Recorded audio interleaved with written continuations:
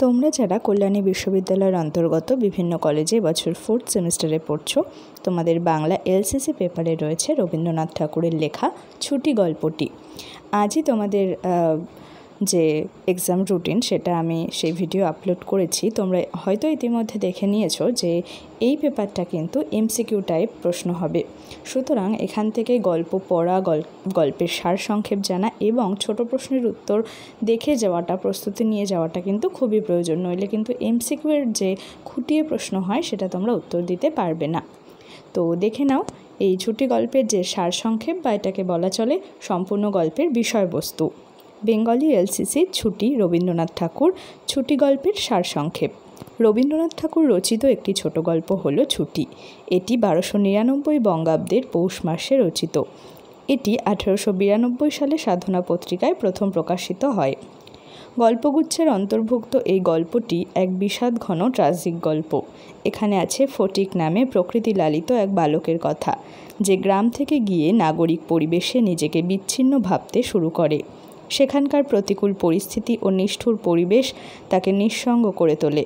সে সেখানে নিজেকে মানিয়ে নিতে পারে না। অবশেষে এক বর্ষা স্নাত দিনে জ্বরাক্রান্ত শরীরে বাড়ি যাবে বলে বেরিয়ে পড়ে। প্রচণ্ড জ্বর বিকারগ্রস্ত অবস্থায় পুলিশ তাকে উদ্ধার করে আনে। সে মামার কাছে বাড়ি যাবার বায়না ধরলে তিনি জানান পুজোর ছুটিতে বাড়ি যাবেন। বিকারের ঘোরে সে কথা বলতে থাকে। মা ছুটে এসে তাকে জড়িয়ে ধরলে সে বলে, মা, এখন আমার ছুটি হয়েছে মা, এখন আমি বাড়ি যাচ্ছি। এই ছুটি চিরকালের ছুটিতে পরিণত হয়। ছুটি গল্পে ফটিক এক ডানপিটে গ্রাম্য ছেলে।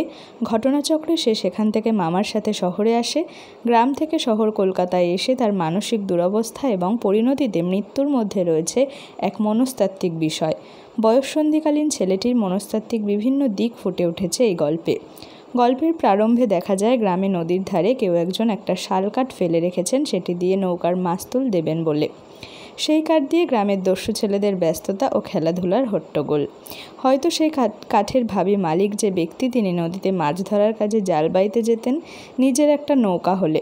তিনি বিরক্ত হয়ে আর কী বা করতেন ফটিকদের? দুটো ধমক, তিনটে গালি, বড়জোর ফটিককে ডেকে একটা চড়। দুদিন পর যেই সেই গা সওয়া হয়ে যেত সকলেরই সব।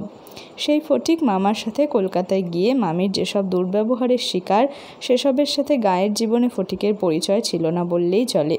মামির শাসন ছিল অনাদরে ভরা, অন্যদিকে মায়ের শাসন ছিল আদরের প্রলেপ। দেখা যায় অবাধ্য ফটিককে ঘরে ফেরাতে বাঘাকে পাঠাচ্ছেন। কলকাতার জীবনে ফটিক চার দেয়ালে বন্দি দশায় মামির ভর্ৎসনা, মামাতো ভাইয়ের অবহেলা, স্কুলের পড়ার চাপ ও একাকিত্বের যন্ত্রণা সহ্য করতে না পেরে যে মানসিক অচলাবস্থার শিকার হয় তা গল্পে রবীন্দ্রনাথ স্পষ্ট করেছেন।